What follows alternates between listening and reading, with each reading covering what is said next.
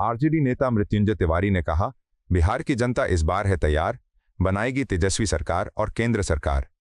भाजपा की उल्टी गिनती बिहार चुनाव परिणाम के बाद से शुरू हो जाएगी। बिहार में तेजस्वी यादव के नाम की सुनामी है, इस बार जनता भ्रम में नहीं आएगी। देखिए, इस बार बिहार विधानसभा का चुनाव पर पूरे देश और दुनिया की नजर है और तेजस्वी यादव जी की सरकार बनाने के लिए पूरा बिहार तैयार है। तेजस्वी यादव जी के नाम का सुनामी है और इस बिहार के चुनाव परिणाम से देश की राजनीति की दशा दिशा तय होनी है। तो जो लोग जिनका ट्रैक रिकॉर्ड ये रहा है कि बीजेपी की बी टीम बन करके उन्होंने मदद पहुंचाई है, अब वो चाहते हैं, उन्होंने पत्र लिखा है, तो ये फैसला निर्णय सिर्फ तेजस्वी यादव जी, आदरणीय लालू प्रसाद जी लेंगे। पत्र में क्या लिखा है मुझे नहीं पता, लेकिन उनका ट्रैक रिकॉर्ड तो ये रहा है। तो अब अगर कोई चाहते हैं बिहार में सांप्रदायिक शक्तियों को सचमुच में रोकना, तो ये सब करने से बेहतर होगा चुपचाप महागठबंधन, इंडिया गठबंधन को अपना मदद करें। इस बार जो लोग मुगालते में हैं, भ्रम में हैं, सपना देख रहे हैं कि वोटों का बिखराव हो जाएगा, ये हो जाएगा, कुछ नहीं होगा। इस बार पूरा बिहार तैयार है, इंटैक्ट है, जनता का गठबंधन हो चुका है तेजस्वी सरकार बनाने के लिए, महागठबंधन सरकार बनाने के लिए। इसलिए ये सब पर निर्णय पार्टी नेतृत्व और गठबंधन में शामिल दल के नेतृत्व लेंगे। बिहार के गांवों में एक स्वर में बोला कि हमारे पास आधार है, इलेक्शन कमीशन जी पर जादू की मांग कर रहे हो, कहाँ से?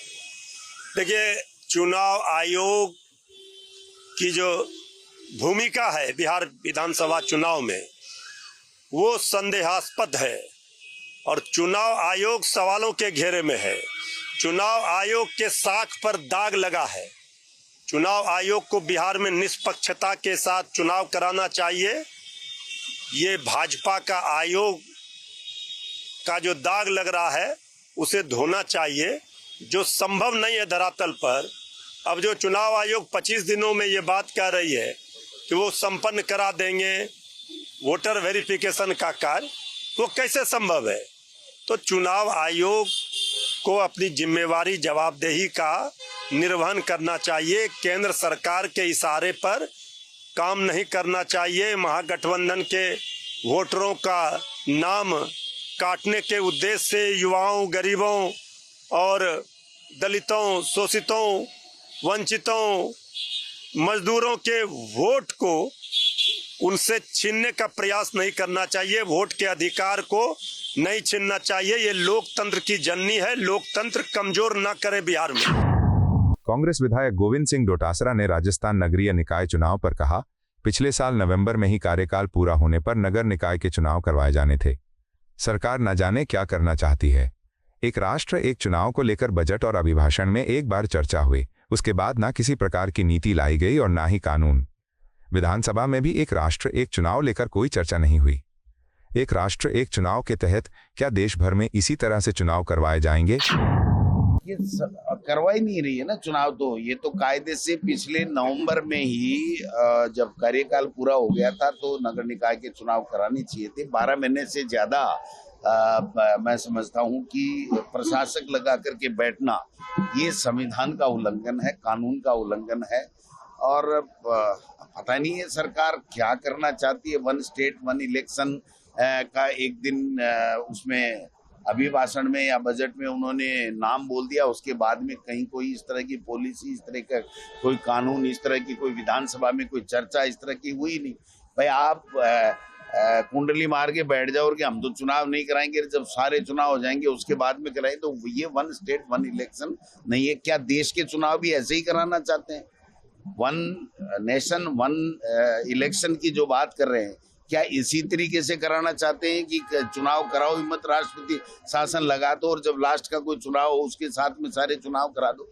जब महाराष्ट्र और हरियाणा का 2 स्टेट का एक साथ ये चुनाव नहीं करा सकते तो क्या देश का क्या चुनाव कराएंगे। और अब तो हद ही हो गई जब वोटर लिस्ट को लेकर के पूरे देश का मतदाता चिंतित हो गया, सभी विपक्षी पार्टियां चिंतित हो गई कि वोटर लिस्ट में भी घपला करने की बातें सामने आ रही हैं। तो मैं समझता हूं कि ये एक तरीके से सारी संस्थाएं जो इस देश की प्रीमियर संस्थाएं हैं उनके ऊपर भारतीय जनता पार्टी ने और आरएसएस ने कब्जा करके अपनी मनमर्जी से उनको चलाना चाहते हैं।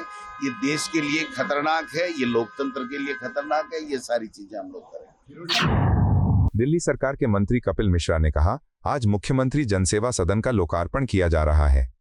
इस सेवा सदन में जनता की सुनवाई के लिए व्यवस्थाएं की गई हैं। 11 साल के बाद दिल्ली के मुख्यमंत्री का कोई घर या दफ्तर जनता के लिए खोला गया है।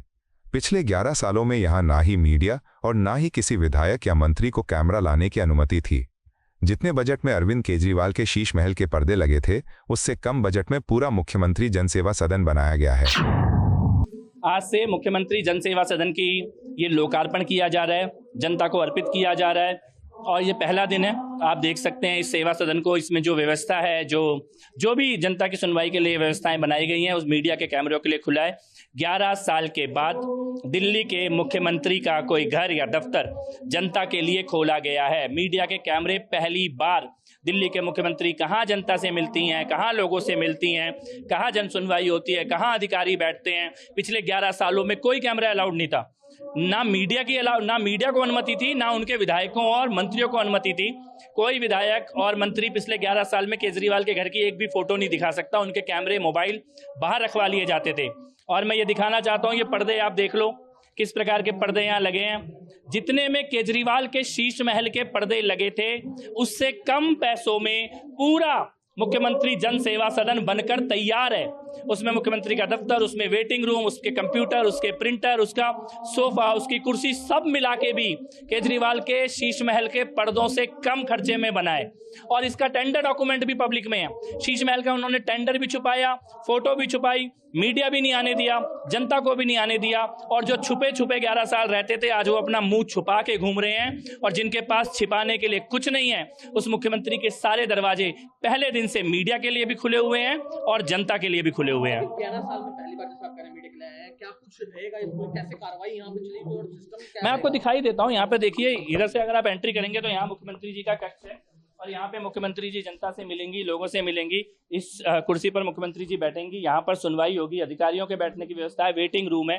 इस तरफ यहाँ पर कंप्यूटर लगे हैं, प्रिंटर लगे हैं, वहाँ पर रिकॉर्ड की जाएगी। एक एक शिकायत जो आएगी अधिकारियों को आगे फॉरवर्ड किया जाएगा। एक्शन लेने के लिए पूछा जाएगा, कितने दिन में एक्शन लिया गया, किस सुनवाई का समाधान किया गया, उसकी व्यवस्था यहाँ पर की गई है। तो पूरा एक जनसुनवाई केंद्र में जनता के लिए जो भी बेसिक सर्विसेज होनी चाहिए, वो सारी यहाँ जनसेवा केंद्र में, सदन में है। समाजवादी पार्टी सांसद अवधेश प्रसाद ने कांवड़ यात्रा में नेम प्लेट लगाने के विवाद पर प्रतिक्रिया देते हुए कहा कि कांवड़ यात्रा हमारी पुरानी परंपरा रही है और हम इसका स्वागत करते हैं। सरकार की जिम्मेदारी है कि यात्रा शांति और सौहार्द के साथ संपन्न हो और किसी यात्री को कोई कठिनाई ना हो।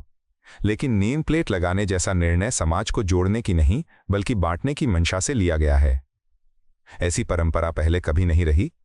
ये देश सबका है, हर धर्म, हर जाति और हर समुदाय का, और हम सभी को एकजुट रखने का प्रयास होना चाहिए। कांवड़ यात्रा में शामिल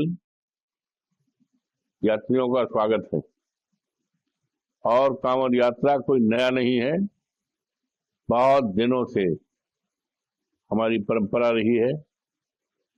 कांवड़िया कांवड़ में तमाम लोग शरीक होकर के और गंगा जल से और शंकर जी के उस पर लगाते हैं।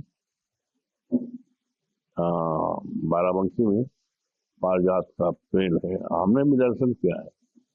तो और इसी महीने में होता है, तो उनके सुरक्षा के लिए, उनकी सुविधा के लिए सरकार की जिम्मेदारी है कि कांवड़ यात्रा पूरे प्रदेश में अमन और चैन के साथ, शांति के साथ निकले और जो उसमें जो भी शरीक हुए यात्री हैं उनको किसी तरह से कोई कठिनाई न हो। अब ये है कि योगी बाबा ने अलग फरमान कर दिया है कि नेम प्लेट लगाई जाए। ये नेम प्लेट लगाने का तो मंशा है समाज को बांटने का, समाज को जोड़ने का नहीं है, ये समाज को तोड़ने का है। कभी ऐसा नहीं हुआ। हमारी सरकार थी, माननीय नेताजी आज दुनिया में नहीं, उनके नेतृत्व के बाद माननीय अखिलेश जी के नेतृत्व में सरकार थी। कभी इस तरह का कि नहीं है कि नेम प्लेट लगाया जाए कि मुसलमान है। इसका ये देश किसी एक जात बिरादरी का देश नहीं है, ये देश सबका है। इस देश की आजादी के लिए देश के सभी लोगों ने हंसते हंसते फांसी के फंदे चूमे। उसकी मिसाल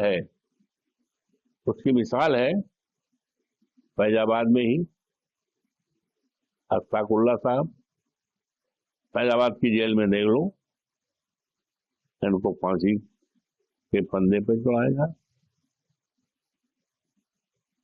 और यही नहीं, भगत सिंह है, पंडित राम प्रसाद बिस्मिल है, राजेंद्र सिंह लहरी है। ये सारे लोगों ने मिल करके इस देश से अंग्रेजों को खदेड़ा था और अपने देश वासियों का राज बनाया था। क्या इसीलिए बनाया था कि हमारी सरकार होगी, स्वदेशी सरकार होगी, अपने लोगों की सरकार होगी, तो समाज को बांट करके काम किया जाएगा, पहचान करके किया जाएगा कि मुसलमान हैं, ये फला जात के, फला जात की ये है। ये देश के लिए, देश की एकता और अखंडता के लिए अच्छी शुरुआत नहीं है। आपकी पार्टी के विधायक रविदास मल्होत्रा ने कहा कि कांवड़ यात्रा में बीजेपी आतंकवादी भूमिका निभा रही, क्योंकि पहलगाम में आतंकवादियों ने जात कुछ को धर्म कुछ को गोली मारा था। आज बीजेपी यही संवाद बिगाड़ने के लिए ये काम कर रही है। अब छोड़िए, उनका अपना बयान है। कांवड़ यात्रियों को हर तरह से सुविधा और इसका स्वागत होना चाहिए, और ये सरकार की जिम्मेदारी, ये सरकार की जिम्मेदारी है। सरकार कांवड़ यात्रियों की यात्रा के में बहुत कम दिलचस्पी है, और खुद दिलचस्पी है समाज को बांटने की, तख्ती लगाने की, नेम प्लेट लगाने की, उसका ज्यादा ध्यान है। उसको ये ध्यान हटा करके कांवड़ यात्रा का समुचित सुविधाजनक इंतजाम होना चाहिए। कांग्रेस नेता अशोक गहलोत ने चुनाव आयोग के हालिया रवैये पर गहरी नाराजगी जताई। उन्होंने कहा कि देश एक चिंताजनक दिशा में बढ़ रहा है। कांग्रेस नेताओं के साथ जो व्यवहार हुआ वो लोकतांत्रिक मूल्यों के खिलाफ है। गहलोत ने याद दिलाया कि पहले भी उन्होंने चुनाव आयोग से कई मुद्दों पर असहमति जताई थी, परंतु तब आयोग का व्यवहार संयमित और मर्यादित होता था। आज जो व्यवहार सामने आया है वो न केवल अशोभनीय है, बल्कि लोकतंत्र की नींव को हिला देने वाला है। उन्होंने कहा कि इस पर शब्दों में निंदा करना भी कठिन हो गया है।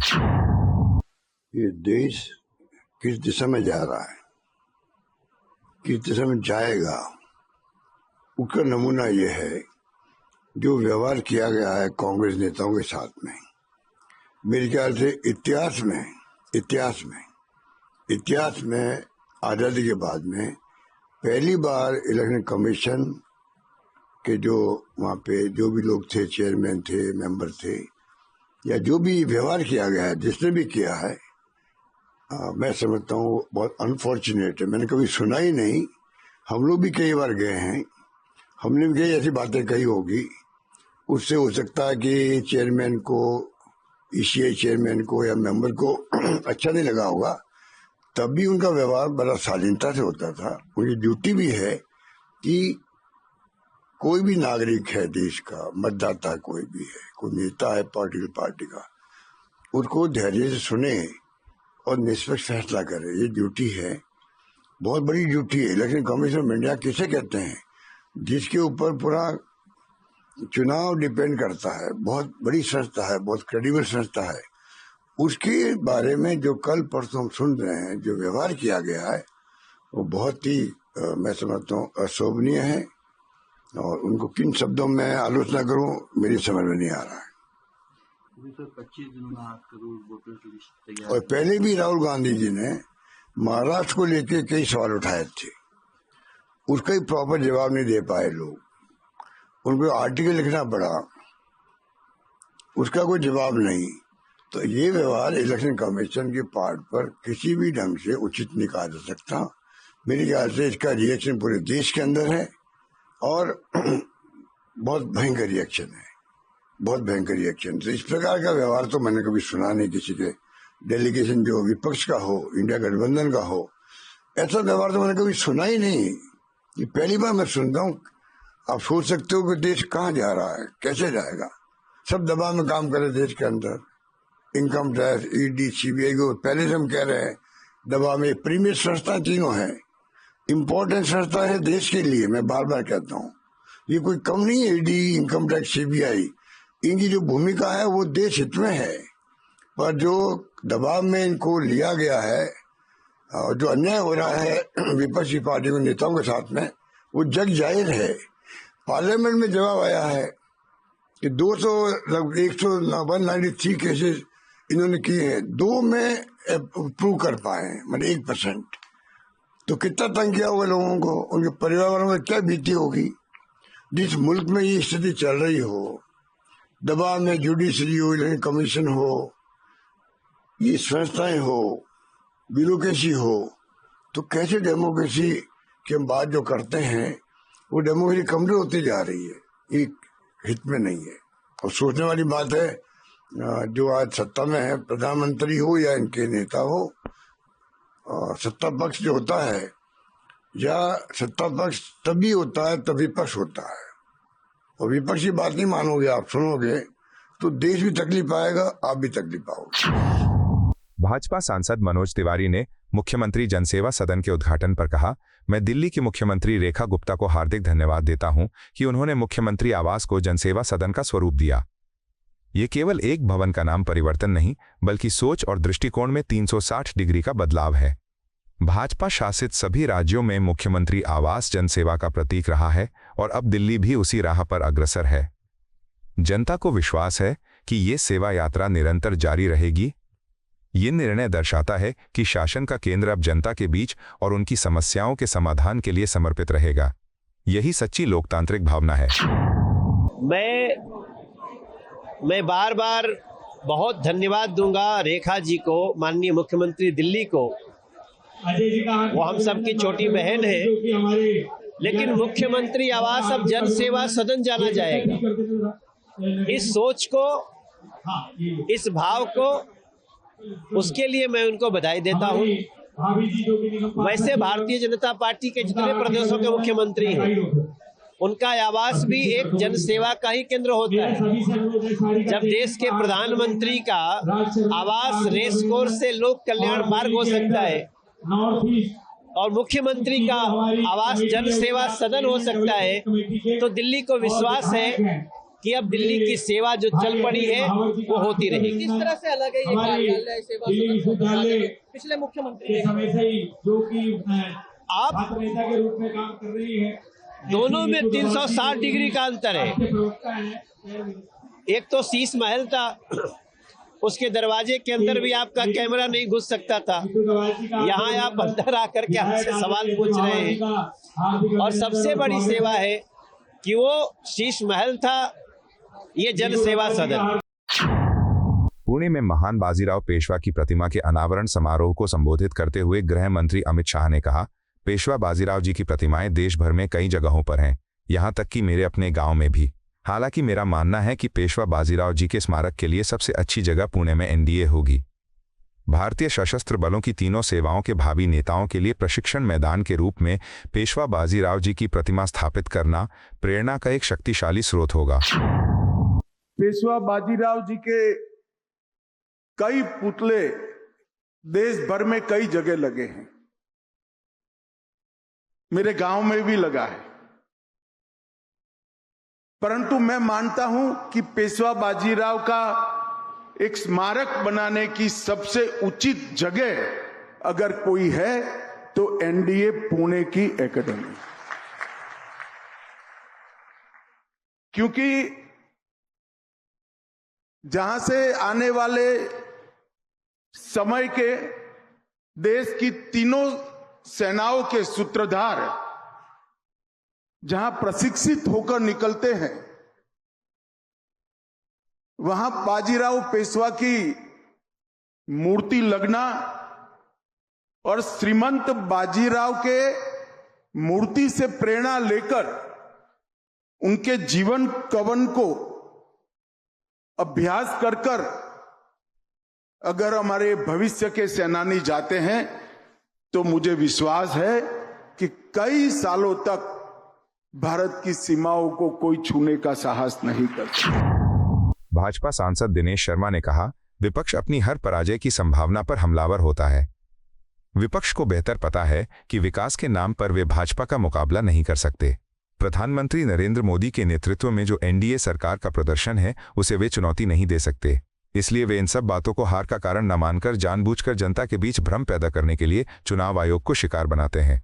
संवैधानिक संस्था पर आरोप लगाना यह कांग्रेस का पुराना शगुफा रहा है। विपक्ष को बेहतर पता है कि विकास के नाम पर वो भारतीय जनता पार्टी का मुकाबला नहीं कर सकते। देश की सुदृढ़ता, एकता, समन्वय, संवाद जो मोदी जी के नेतृत्व में एनडीए गवर्नमेंट की परफॉर्मेंस है उसको ये चुनौती नहीं दे सकते। इसलिए वो जीत के कारण इनको ना मान के वो जीत के कारण को जान के जनता के बीच में भ्रम पैदा करने के लिए चुनाव आयोग को शिकार बनाते हैं। संवैधानिक संस्था पर आरोप लगाना ये कांग्रेस का पुराना शगुफा रहा है। संवैधानिक संस्थाओं पर अविश्वास करना ये इनके आरोपों का एक अंग रहा है। और आप देखो जितने ये दल हैं, अब ओवैसी जी भी चाह रहे हैं कि वो अरे चाह कह रहे हो, पहले ही कांग्रेस की बी टीम बनकर उन्होंने काम किया था। कांग्रेस को तो मैं सलाह देता हूं कि कांग्रेस को चाहिए कि अपना नाम बदलकर हिंदुस्तान का जो राष्ट्रभक्त मुस्लिम है वो तो बीजेपी के साथ है। ये तो उस कट्टरपंथी विचारधारा को पनपा रहे हैं जिससे मुस्लिम को ही लोगों से अलग थलग कर दे। इनको जो मुस्लिम लीग की जितनी प्रायोरिटीज थी कांग्रेस ने सबको अडॉप्ट कर लिया है। अनुसूचित पिछड़े वर्ग का जो अधिकार था आरक्षण का, उसमें से कटौती करके जो बाबा साहब दे गए थे उसमें से कटौती करके इन्होंने वहां पर मुस्लिम आरक्षण का सुगुफा छोड़ा है।